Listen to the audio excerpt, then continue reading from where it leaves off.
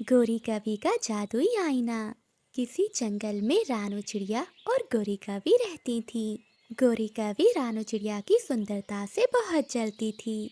आज तो मैंने अपना अच्छे से मेकअप कर लिया है, मैं चिड़िया से सुंदर लग रही हूँ। मेकअप कर कर गोरी कवि नदी पर मिठू तोते के पास जाती है।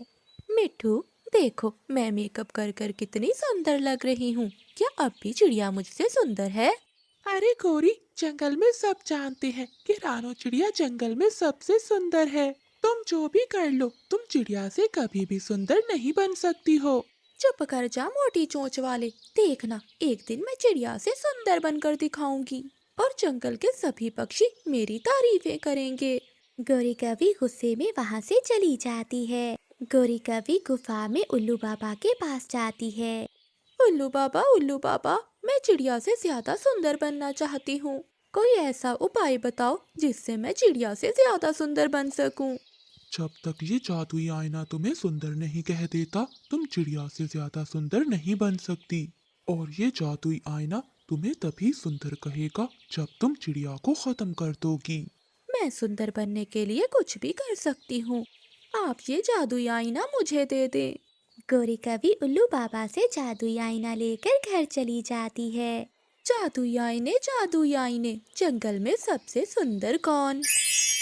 रानो चिड़िया। जंगल में सबसे सुंदर है रानो चिड़िया। तो फिर मारना होगा मुझे उस रानो चिड़िया को। गोरी कवि उड़ती है और रानो चिड़िया के पास जाती है। रानो चिड़िया बागीचे में बैठी फूल तोड़ रही थी। चिड़िया चिड़िया, बहुत बुरा हुआ। कबूतर कबूतर पुराने कुएं में गिर गया है। जल्दी चलो, हमें उसकी मदद करनी होगी। गोरी बहन, मैं घर से रस्सी लेकर आती हूँ। चिड़िया, उसकी कोई जरूरत नहीं है, मेरे पास रस्सी है, तुम चलो बस। फिर रानू चिड़िया गोरी कवि के साथ चली जाती है। गोरी, कहाँ है कबूतर? किनारे पर जाकर देखो चिड़िया, वो बेचारा कुएं में बेहोश पड़ा है। रानू चिड़िया कुएं के किनारे पर जाती है तो गोरी कवि पीछे से रानू चिड़िया को कुएं में धक्का दे देती है। बचाओ, कोई मुझे बचाओ। रानू चिड़िया कुएं में गिर जाती है। चिड़िया, अब मुझे जंगल के सबसे सुंदर कवि बनने से कोई नहीं रोक सकता। फिर गोरी कवि वहां से चली जाती है। रानू चिड़िया को कुएं में एक बेल नजर आती है। चिड़िया बेल के सहारे कुएं से बाहर आ जाती है। हद होती है मजाक की, आज तो उस दुष्ट कवि ने मेरी जान ही ले ली थी। जादुई आईने, जल्दी बता कि जंगल में सबसे सुंदर कौन? रानो चिड़िया। जब तक वो जिंदा है, जंगल में सबसे सुंदर है रानो चिड़िया। इसका मतलब है वो चिड़िया अभी भी जिंदा है। मैं तो उसे मार आई थी, मगर मैं भी हार नहीं मानूंगी। मैं उसे जान से मार कर ही रहूंगी। फिर दूसरे दिन गोरी कवि इंसानों की बस्ती में जाती है और किसान की पत्नी से कहती है, माँ जी, मैंने जंगल के पक्षियों में खीर बांटनी है, उसके लिए मुझे थोड़ा दूध चाहिए। आप मुझे थोड़ा सा दूध दे दें। गोरी, तुम बहुत अच्छा काम करने जा रही हो, इस काम में मैं तुम्हारी मदद जरूर। इतनी तेज बारिश में हम कहाँ जाएंगे?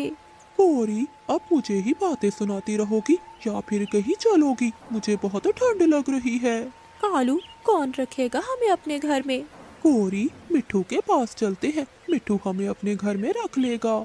ऐसा कहते हुए वो दोनों पति पत्नी मिठू तोते के घर जाते हैं। कालू कौवा तोते के दरवाजे पर दस्तक देता है। मिठू जी, इस समय कौन आया होगा? मुझे क्या पता हरियाली, रुको मैं खिड़की से देखता हूँ। जैसे ही मिठू तोता बाहर देखता है तो बाहर कालू कौवा और गोरी कवि दरवाजे पर दस्तक दे रहे थे। वो कौवे हैं जिन्होंने आज हमारा भोजन चुराया था। मिठू जी, दरवाजा मत खोलना, वो चोर है, वो फिर से कुछ चुराने ही आए होंगे। मिठू मेरे दोस्त, दरवाजा खोलो, बाहर बहुत ठंड है। मगर मिठू तोता आज दरवाजा नहीं खोलने वाला था। वो कौवा और कवि ठंड से कांप रहे थे। कालू जी, लगता है मिठू को पता चल गया है कि हमने उसका भोजन चुराया था। वो अब दरवाजा नहीं खोलेगा। हाँ गोरी, पर इतनी बारिश में हम अब कहाँ जाएंगे? कालू, रानू चिड़िया के पास चलते हैं, वो बहुत दयालु है, आज की रात तो वो हमें रख ही लेगी। फिर वो कौवा और कवि तेज बारिश में रानू चिड़िया के घर जाते हैं। कालू कौवा दरवाजे पर दस्तक देता है। टुन्नू चिड़े दरवाजा खोलो, मैं कालू कौवा। टुन्नू चिड़ा दरवाजा खोल देता है। फिर वो कौवे घर के अंदर आ जाते हैं।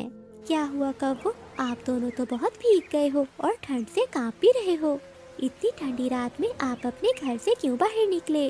क्या बताऊं चिड़िया, हमारे साथ बहुत बुरा हुआ। फिर गौरी कवि सारी बात बताती है।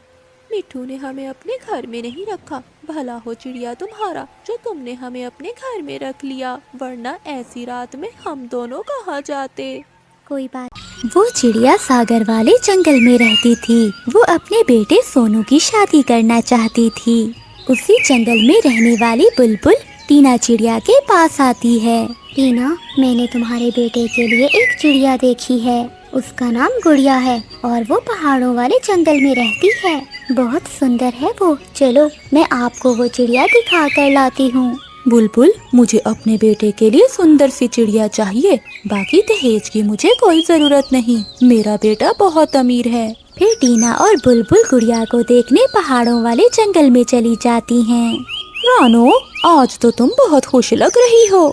गौरी बहन, खुशी की तो बात है। आज मेरी गुड़िया को देखने वाले लड़के वाले आ रहे हैं। बहुत अमीर घर से रिश्ता आया है मेरी गुड़िया का। मेरी बेटी महलों में रहेगी, ऐश करेगी मेरी बेटी।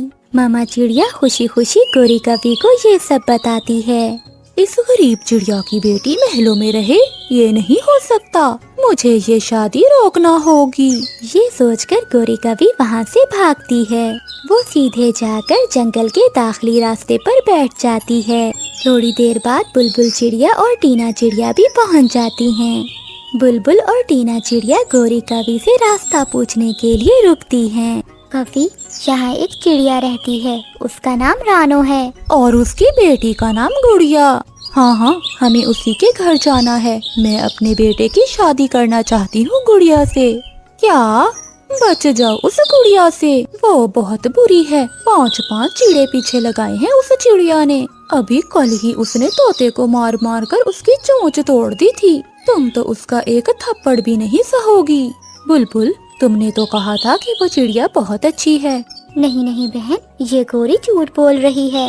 अरे मोटी बुलबुल, मैं क्यों झूठ बोलूंगी? तुम 500 की खातिर किसी की जिंदगी बर्बाद करना चाहती हो क्या? सुनो चिड़िया, अच्छा तो यही है कि तुम बच जाओ उन माँ बेटी से। हर महीने वो चिड़िया अपनी बेटी की शादी करती है, फिर वो दोनों माँ बेटी उस चिड़े को मारकर कुछ नया सोचती हैं। ये सुनकर टीना चिड़िया डर जाती है। बुलबुल, तुमने मुझसे झूठ बोला, तुम बहुत बुरी हो। अगर 500 ही लेना था तो मुझसे मांग लिया होता। टीना वहाँ से उड़ जाती है। चल मोटो, भाग यहाँ से। बड़ी आई उस गरीब चिड़िया की शादी अमीर घर में करने वाली। उन गरीबों को